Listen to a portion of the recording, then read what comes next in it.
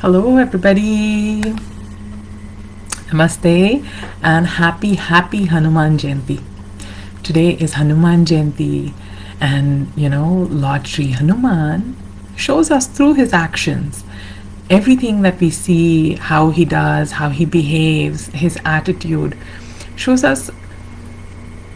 He sort of leads us by living it, isn't it?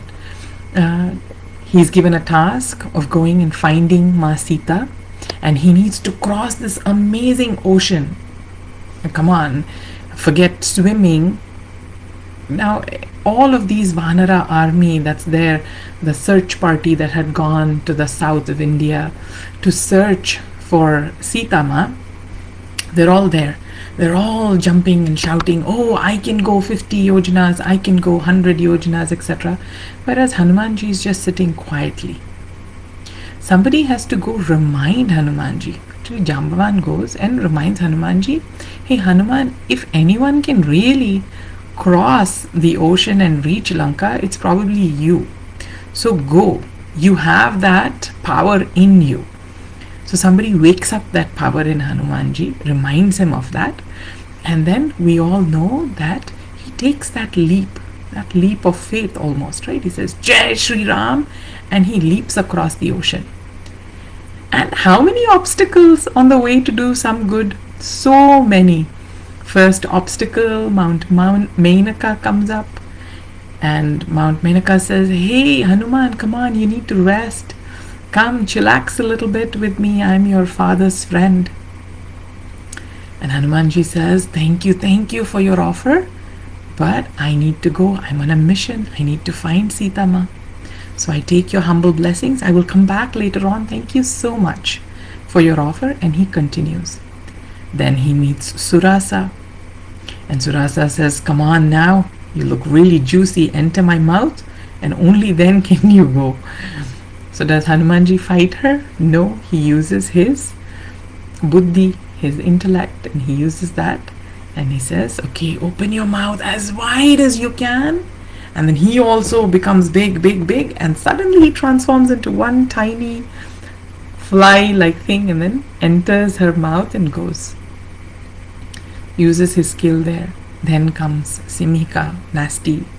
She catches hold of Hanumanji's shadow and does not let him move. And he fights her, of course, he destroys her and then moves on. There he uses his might. And then he meets Lankini. Each one of these obstacles that he meets have such significance. Mount Menaka represents all of the different comforts that you and I are also offered. We get distracted oftentimes with the luxuries that we have in the task on hand, isn't it? So Mount Menaka is like that. But Hanumanji very sweetly says, ooh, my dear Netflix show, I know, I really want to watch you, but now is not the time, I'll come back to you. Like that. He tells Mount Menaka and then he moves along. Then the Surasa is like our teachers or parents, those that come to test us. Surasa was actually one of the angels, right? She was there to test Hanumanji to see, okay, how can he go like that? And he learned. He showed her that yes, I've learned. I don't have to use my balam every time. Not the physical strength need not be used every time. So he shows us that. He shows us how to use our skill, and very sweetly. Not everything needs to be done with. That sort of power. He shows us that. And then Menaka is all those nasty things that pull us down, that hold us back. What is it that holds us back? Our own mental chatter, isn't it? Our own mental chatter. Maybe somebody tells us, oh, you're not so good, and we listen to people's opinions and we say, oh, maybe I'm not. We start doubting our own abilities. So there you need to destroy it. There you do need to use your power. And Hanumanji shows us that. He gives one this thing and that's destroyed. Then comes Lankini, one who serves Ravana. She is guarding that entire Lanka for Ravana. Now the leader itself is a little deluded. Obviously then she is deluded also. So for that You know, all Hanumanji says is Jai Shri Ram, and apparently he just flicks his finger or something like that. Doesn't use much power, but that's like a huge blow. So being in the company of truth or being in satsang is what Hanumanji shows us there, right? So it's pretty fascinating how Hanumanji shows us how to have that one pointed focus, that devotion, that sweet, sweet devotion.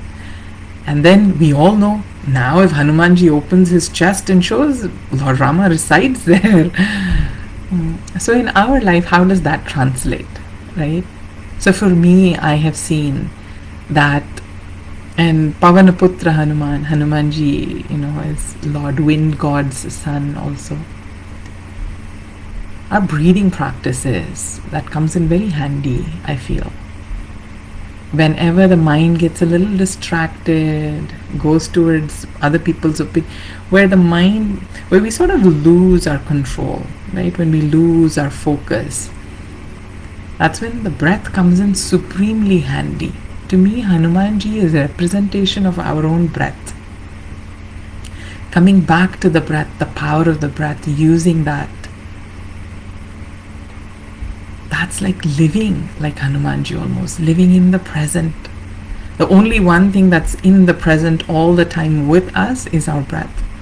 And using that, Hanumanji achieved it all.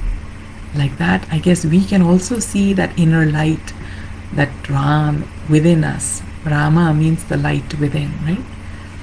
And we can also see it using the power of the breath. So that's what has helped me.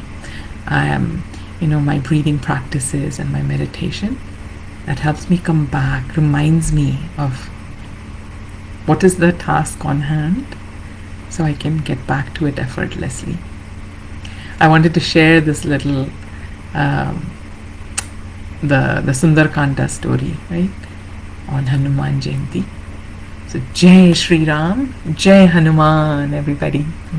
May you also be as focused as Hanumanji. There's another beautiful, for all my friends in the art of living and other sevaks and sevikas out there, people who love to volunteer. Lord Sri Krishna says something very beautiful in the Bhagavad Gita. I'll sing that verse to you and the meaning also. And it goes something like this, very relevant to the topic actually. It goes like this. Mat karma karmat paramo mad bhakta sangha varjita nirvaira sarva bhuteshu yasamameti pandava yasamameti pandava. Whosoever works for me, looking on me as the goal, devoted to me, without hatred, without attraction to any being, such a one shall enter into me. O Arjuna, such a one shall enter into me. Beautiful, isn't it? For Hanumanji, his focus was Lord Rama. Everything he did, every action of his was towards serving Lord Rama. And here Lord Krishna says, if you want to attain me, O Arjuna, make sure you work, you keep me as your goal. And you work without any hatred or any attraction. Oftentimes we get so pulled here and there. Oh, I like this, oh, I dislike that. And then we make our decisions. But he says, no, forget those feelings. Be one-pointed, focused on the goal and work. And obviously then you will attain in me. That's something I wanted to share with all of you today. Jai Gurudev.